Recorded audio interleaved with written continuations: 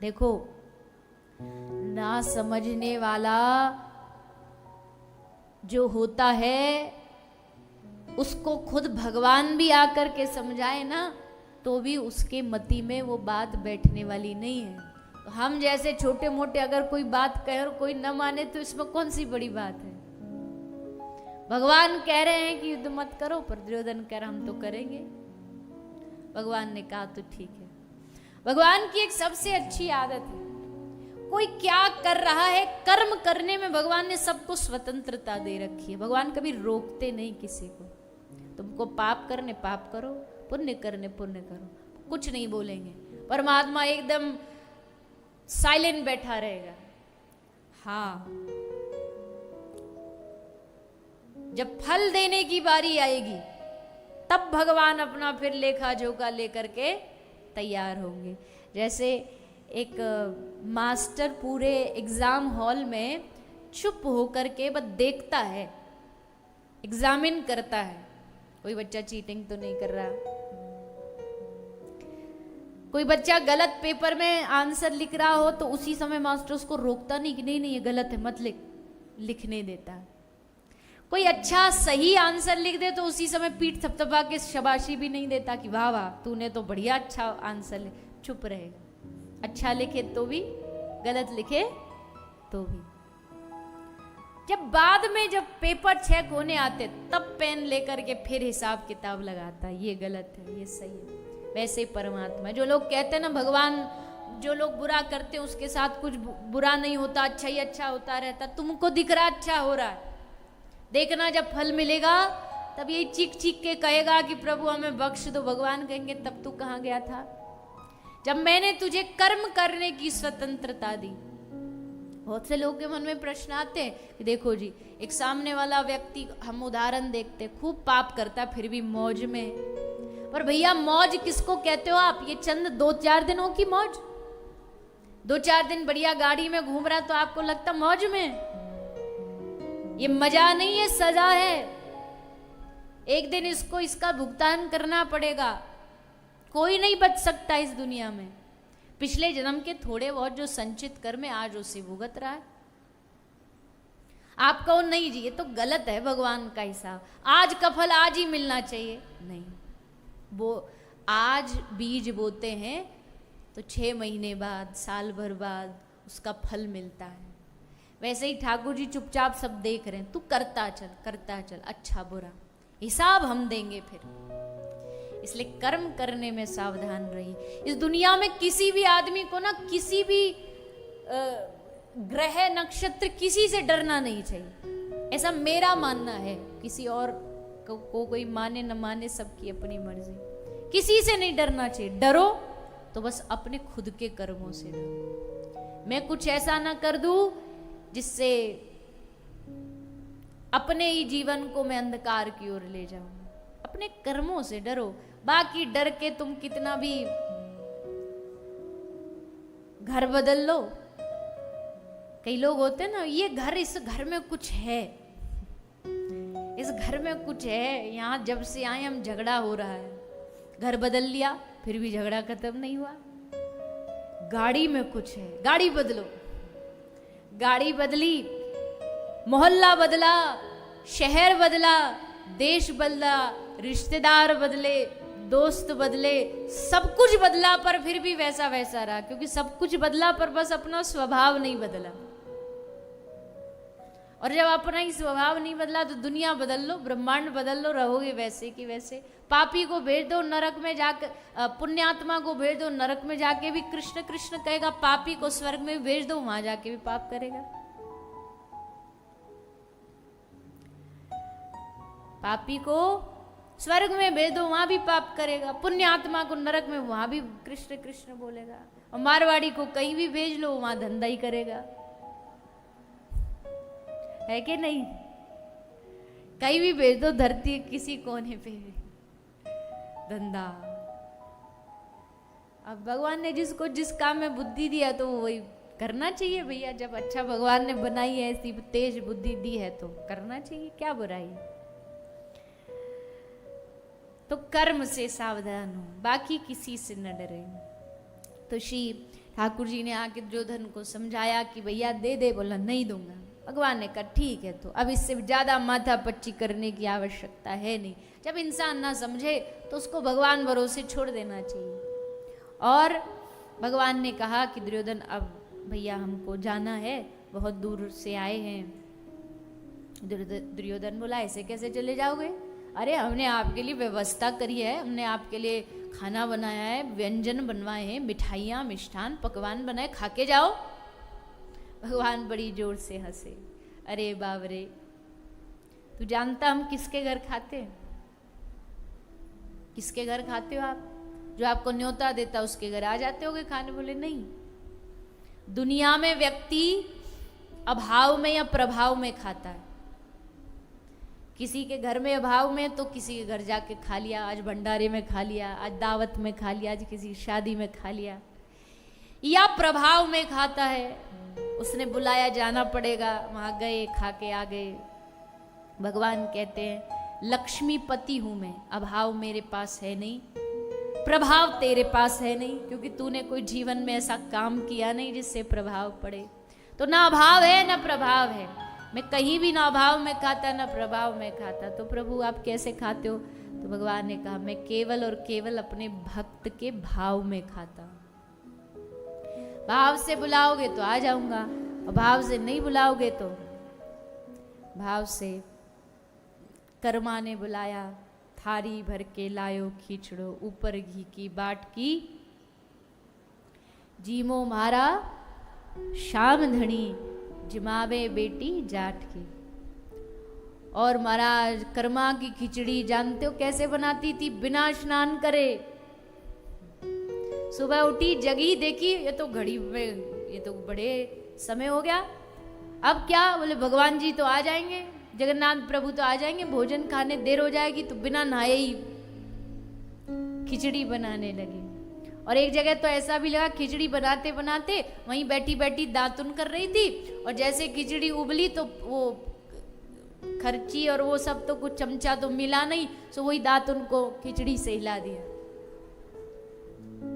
और सोचो जगन्नाथ भगवान जगन्नाथपुरी से वो खिचड़ी पाने आते थे राजस्थान। आज भी चाहे जगन्नाथपुरी की कितनी विचित्र विचित्र कथाएं सुनो आप,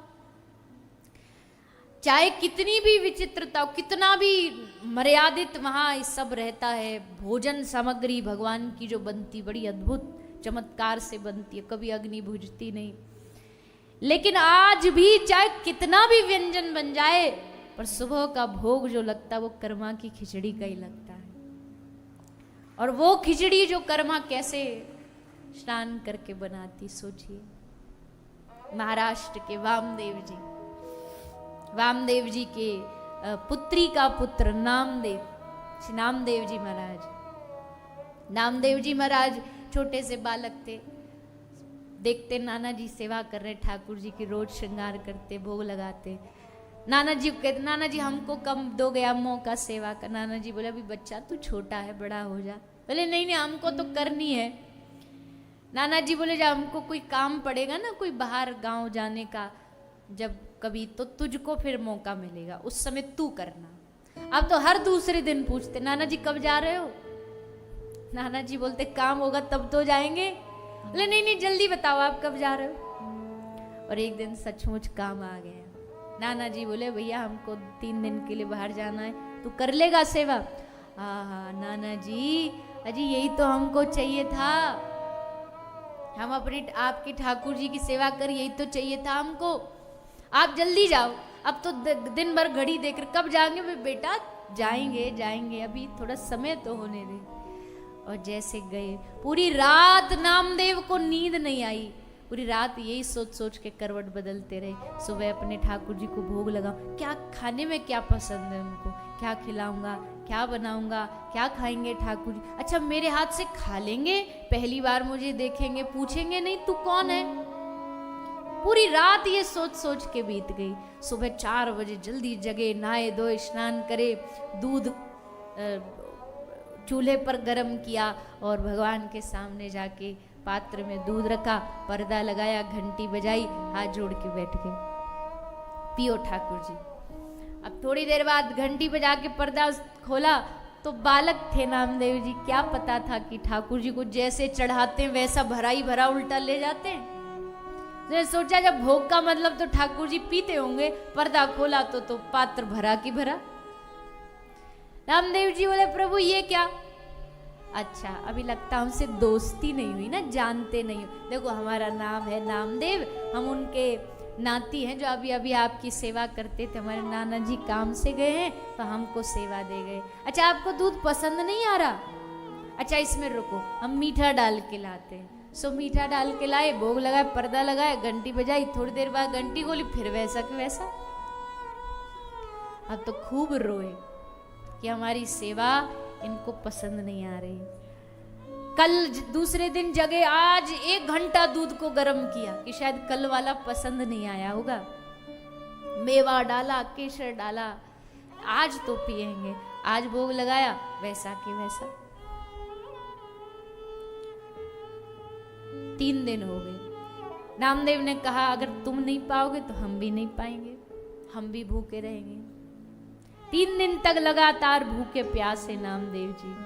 और तीसरे दिन जब देखा ना कि ऐसे नहीं सुनने वाला, तो भगवान के सामने लेकर के चाकू गर्दन पे रख लिया। ये प्रभु अब हम नहीं जिएंगे, हमारे जीवन का कोई लाभ ही नहीं बचा। बताओ हम आपको ही सेवा सुख नहीं दे पा रहे तो क्या लाभ रहा इस जीवन का?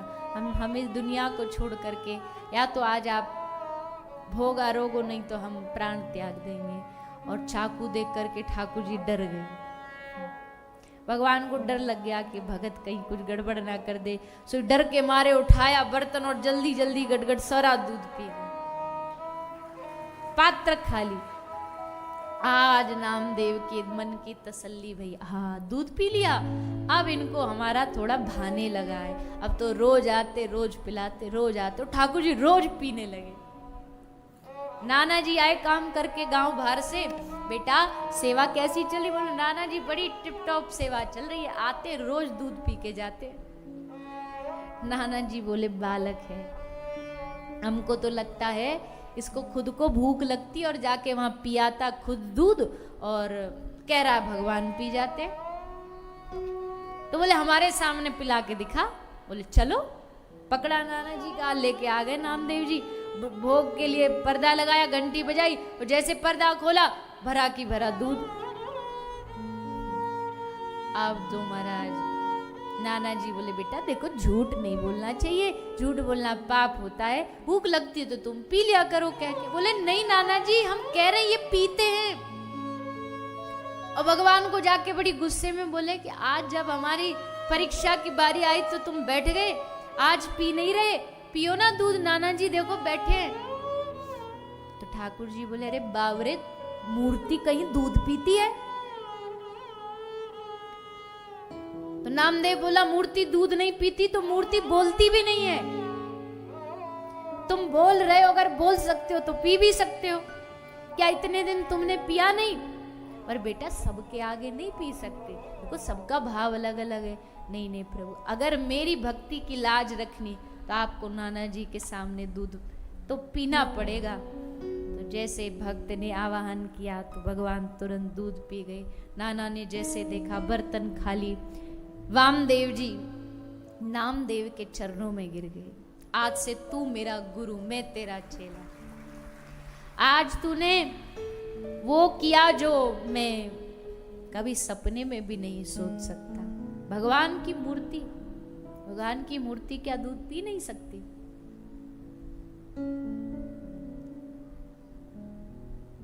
अच्छा ये जो आजकल चलता, मैं उसके विषय में बात नहीं कर रही।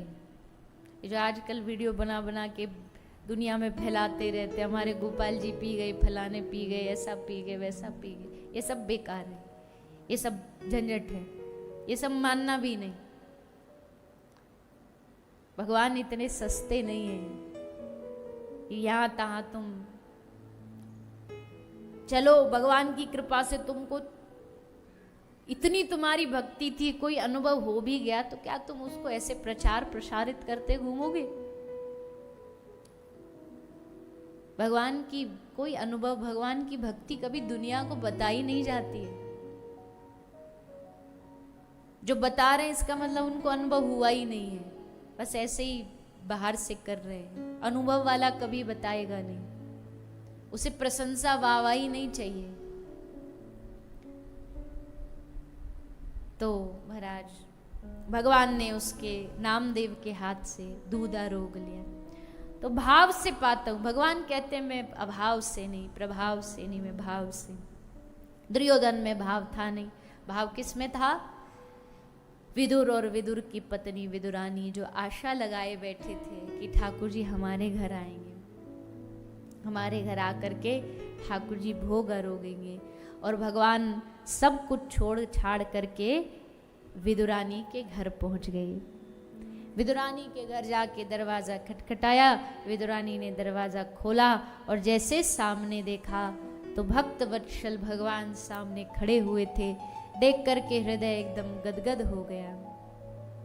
हमारे घर में कोई नेता आ जाता है, कोई अभिनेता आ जाता है, और हम तो अपनी बात कर रही हूँ, हम तो कुछ भी नहीं है, कोई दुनिया में वो भी नहीं, पर हम भी किसी के ऐसे घर चले जाएं तो माताएं कई ऐसी होती हैं एकदम बावरी हो जाती है, फूल माला चढ़ाना भूल जाती हैं।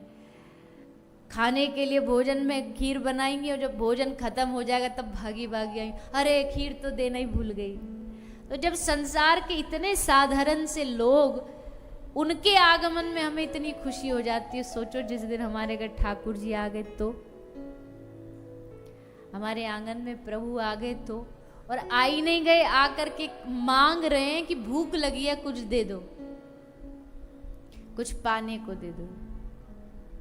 विदुरानी तो महाराज एकदम मति ने, बुद्धि ने काम करना बंद कर दिया। क्या करूं, क्या बोलूं, क्या कहूं, क्या सुनाऊं, कहाँ बैठाऊं, कुछ नहीं पता। अब बावरियों की तरह देखती जा रही है, देखती जा रही है, जैसे कोई पत्थर बन गया हो, जड़ बन गया हो, न पल के गिर रही न उठ रही, और बस आंख से झरझर अश्रु बहते जा रहे हैं। देखो भक्त जो होता है ना, जीवन में 3 बार रोता है।